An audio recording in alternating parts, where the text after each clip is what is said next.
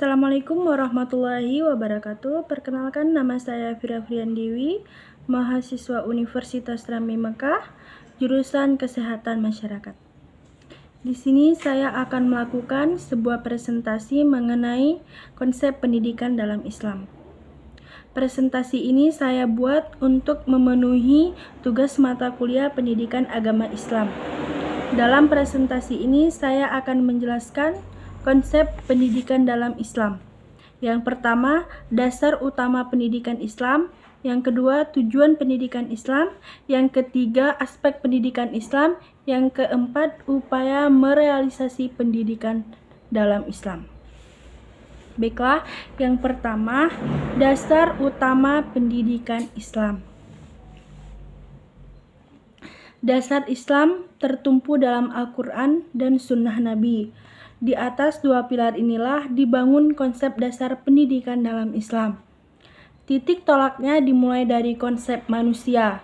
Menurut Islam, menurut Haidar Putra Daulay, dasar pendidikan Islam adalah suatu konsep yang menggambarkan ciri suatu bentuk baik dalam hal yang terlihat maupun yang tidak terlihat. Manusia sebagai makhluk yang sempurna, berperan sebagai subjek dan objek dalam kehidupan ini, harus bijak dan mampu memahami konsep dasar pendidikan Islam. Untuk dapat memahaminya, maka diperlukan sebuah metode pembelajaran yang efektif dan efisien, serta adanya sarana dan prasarana yang sesuai. Yang kedua, tujuan pendidikan Islam.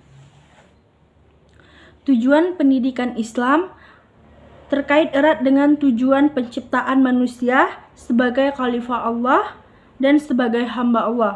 Dalam rangkaian tujuan pendidikan Islam, salah satu pakar pendidikan Islam mengutarakan rincian tujuannya, yaitu yang pertama, untuk membentuk pembentukan akhlak. Yang kedua, persiapan kehidupan di dunia dan akhirat. Yang ketiga, menumbuhkan ruh ilmiah. Yang keempat, menyiapkan peserta didik dari segi profesional. Yang kelima, persiapan dalam berusaha untuk mencari rezeki. Sedangkan menurut Syaibani, bahwa tujuan pendidikan Islam adalah persiapan untuk kehidupan di dunia dan akhirat. Dari pengertian di atas, maka dapat kita simpulkan bahwa tujuan pendidikan Islam yang utama adalah membentuk pribadi seorang muslim dan muslimat untuk menjadi hamba yang taat dan tunduk pada Allah Subhanahu wa taala. Selain itu, tujuan pendidikan Islam juga berorientasi kepada perwujudan suatu sikap yang selalu menghadirkan Allah Subhanahu wa taala sebagai Tuhan yang selalu mengawasi makhluknya. Oleh karenanya, jika terwujud maka akan terlahirlah bibit-bibit manusia yang bertakwa dan beriman dan selalu berada di jalan yang benar dengan kehidupan bahagia dunia akhirat.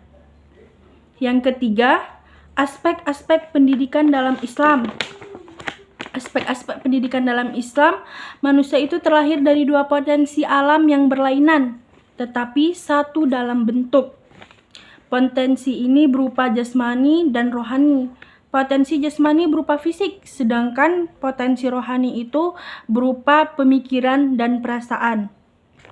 Kedua potensi ini sangat perlu pendidikan sebagai upaya mewujudkan manusia yang fitrah sebagai dasar utama penciptaan manusia sebagai khalifah di muka bumi ini. Ada dua hal pola pendidikan yang harus ditanamkan kepada setiap manusia. Yang pertama, pendidikan dalam bidang ilmu pengetahuan dan pendidikan.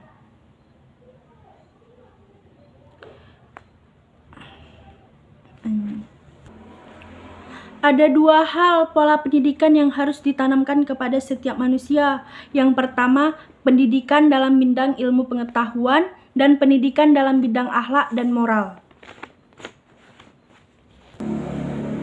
Aspek-aspek yang perlu ditanamkan kepada manusia dalam konsep pendidikan Islam adalah yang pertama aspek pendidikan ketuhanan, yang kedua aspek pendidikan akhlak, yang ketiga aspek pendidikan akal dan ilmu pengetahuan, yang keempat pendidikan fisik, yang kelima pendidikan kejiwaan, yang keenam aspek pendidikan keindahan, yang ketujuh aspek pendidikan keterampilan. Keempat, upaya merealisasi konsep pendidikan dalam Islam.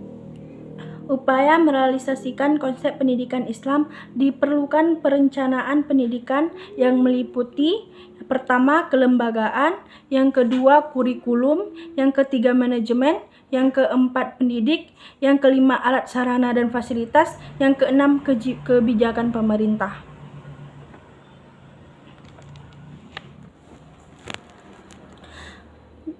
Dapat disimpulkan bahwa konsep pendidikan Islam bermuara dalam tujuan, aspek-aspek, serta realisasi sebagai bukti atas teori yang harus dibuktikan. Mewujudkan manusia yang beriman dan bertakwa merupakan satu-satunya tujuan akhir yang dimaksudkan kepada seluruh manusia. Karena pada hakikatnya seluruh alam yang diciptakan ini sebagai alat dan sarana bagi manusia untuk membina dan membentuk diri menjadi manusia bertanggung jawab atas amanah yang diberikan. Keberadaan manusia di atas permukaan bumi ini merupakan satu bukti kekuasaan Allah. Oleh karenanya, pendidikan Islam menuntut untuk menjadikan insan manusia menjadi manusia yang sesungguhnya, yaitu manusia yang beriman dan bertakwa kepada Allah dengan mencapai kehidupan yang bahagia dunia dan akhirat. Kesimpulannya, dapat disimpulkan bahwa konsep pendidikan Islam bermuara dalam dasar, tujuan, aspek-aspek realisasi sebagai bukti atas teori yang harus dibuktikan. Mewujudkan manusia yang beriman dan bertakwa merupakan satu-satunya tujuan akhir yang dimaksudkan kepada seluruh manusia. Karena pada hakikatnya seluruh alam yang diciptakan ini sebagai alat dan sarana bagi manusia untuk membina dan membentuk diri menjadi yang bertanggung jawab atas amanah yang diberikan. Keberadaan manusia di atas permukaan bumi ini merupakan satu bukti kekuasaan oleh Allah. Karenanya pendidikan Islam